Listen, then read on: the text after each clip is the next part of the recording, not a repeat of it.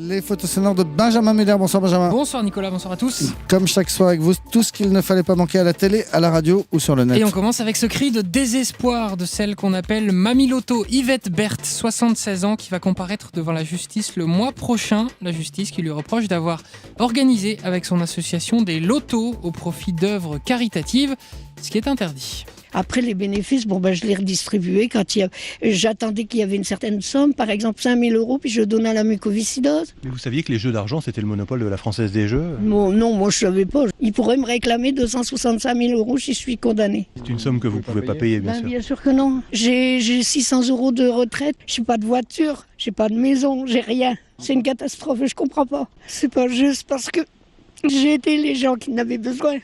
Il y a beaucoup de monde, vous savez, qui ont besoin, qui sont dans le malheur. Et là-dessus, je vais encore payer l'amende. Vous trouvez ça juste ? Voilà le désespoir de Mamie Loto au micro européen de Lionel Gougelot. Dans un autre registre, l'animateur Arthur, qui n'a pas les mêmes problèmes, s'installe en Belgique pour payer moins d'impôts. Réaction sur Canal+ du ministre du Travail, François Rebsamen, interrogé par Jean-Michel Apathy. Manque de civisme ou le poids de l'impôt est trop fort pour qu'on garde les gros contribuables en France ? Parce qu'Arthur, c'est un gros contribuable. Oui, je comprends que c'est un gros contribuable. Il gagne bien sa vie. Et c'est pour ça qu'il s'en va. va pas Mais faire... il gagne bien sa vie parce qu'il a fait Il a aussi... tant mieux, bravo, c'est pas le problème. Il a du c'est talent. pas le problème. Voilà. Bien sûr. Ça va pas faire un vide culturel terrible pour la France. Voilà qui a dit François Rebsamen. Les cérémonies du D-Day et la présence de nombreux vétérans, dont Josh Hutton, 89 ans, ancien parachutiste, qui, 70 ans après, a refait le même saut en parachute. Donc, LCI a recueilli ses impressions à son atterrissage. J'étais assez détendu grâce à mes compagnons. Ils m'ont bien aidé. Et puis, j'avais vraiment très envie de sauter.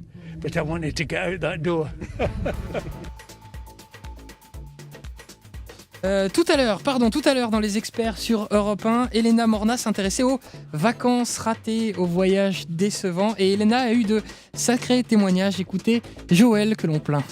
Oui, bonjour Elena, bonjour les experts. Alors, vous aviez prévu, c'était votre dernier voyage, donc un voyage pour la Martinique. Oui. Donc vous avez bien pris un avion pour la Martinique. Oui, Fort-de-France, Voilà. exact. Mais l'hôtel n'était pas en Martinique. Non, il était à la Guadeloupe.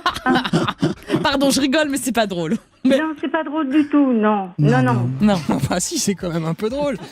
Sacré Joël. Et enfin, Franck Ribéry et Clément Grenier, là c'est beaucoup moins drôle, sont donc forfaits pour le mondial, mais le malheur des uns faisant le bonheur des autres, Rémi Cabellia et Morgan Schneiderlin ont été rappelés pour les remplacer. Il y a quelques jours, François Claus a interrogé ce dernier, Morgan Schneiderlin, et lui demandé ce qu'il comptait faire le 12 juin, jour du premier match des Bleus. Réponse.